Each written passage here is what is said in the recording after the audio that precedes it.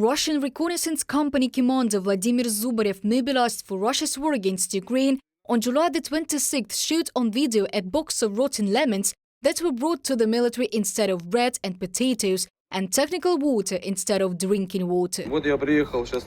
I've just arrived at the dugouts. They gave us food, lemons instead of potatoes. Yes, these lemons eat for health.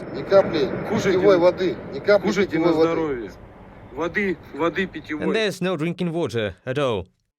After the recording was made public, Vladimir was severely beaten at the unit's headquarters, and he was also threatened with being tied to a tree and left on the contact line or even shot. They took my phone away. 3 of the commanders attacked me and beat me so hard that I couldn't get up. I was lying on the ground until the guys from the infantry picked me up. I recorded the video to convey to Putin what was happening. I thought this video would reach him.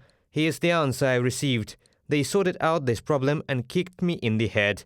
Vladimir Zubarev, Russian serviceman, Sibir Reality reports. The mobilized complained that recently the attitude towards them has changed for the worse. We are paid 200,000 a month, and since they pay, then go and fight. We explained to them that we are paid 150,000 to support our families, because we ended up at war instead of working and supporting our children. 90% of those mobilized, if not 99%, will say, I don't need your salary of 200,000, bring me back home. I'll be with my wife, with my children, and will work for 50,000. Vladimir Zubarev, Russian serviceman, Sibir Reality reports. Experts say that as for the mobilized, not only the promises of holiday or rotation are not fulfilled, but also the instructions not to fight on the front line are. It all depends on the specific boss. If he wants to cut a favor, he will send you to the front line. If not, he will not send you to the front line. Sooner or later, everyone who is in the rear, and again, almost everyone who participated in hostilities on the territory of Ukraine, speaks about this, that one way or another, everyone ends up on the front line at some point. It simply cannot be any other way. Or you get wounded, end up in a hospital, and then run.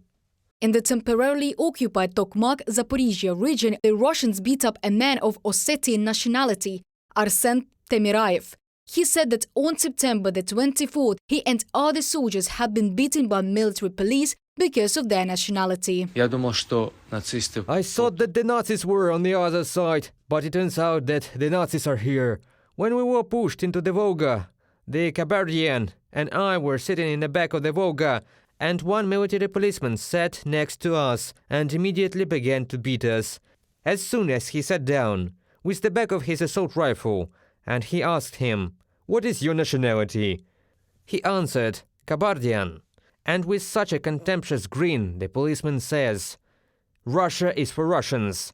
Then he asks me, "What is your nationality?" I say, "Ossetian." He also told me that Russia is for Russians. Russian army soldier Mikhail Pichugin, who signed a contract in early June, died 2 months later after being beaten by military police. This is a repressive police state. It is the only explanation, because man is a wolf to man, and in the opinion of the majority, you can survive only this way, by beating, killing, raping and robbing. No one sees any other method of survival. And these are the rules of the game that have been dictated to these people for 20 years, that in order to live and in order to eat, you must kill.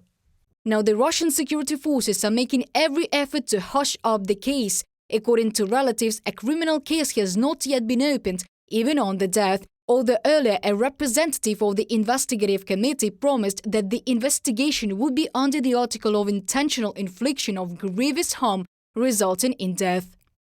Reported by Diana Kolesnik, Yulia Bil, UATV News.